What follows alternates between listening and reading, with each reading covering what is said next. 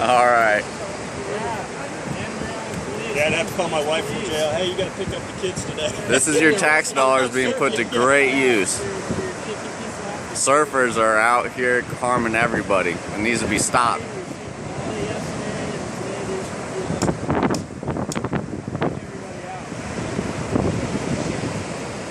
He's a refugee. You paddled over from Cuba. Arrest that man. He looks Cuban. He's got the beard.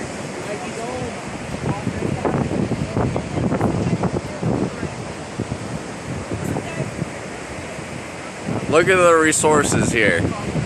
2 Bradenton Police Department units. You gotta be kidding me.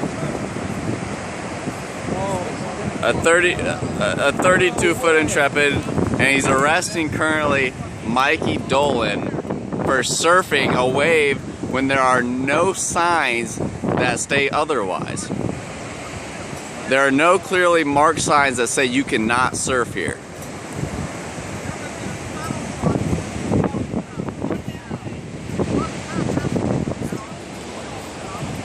This is what surfing does, folks.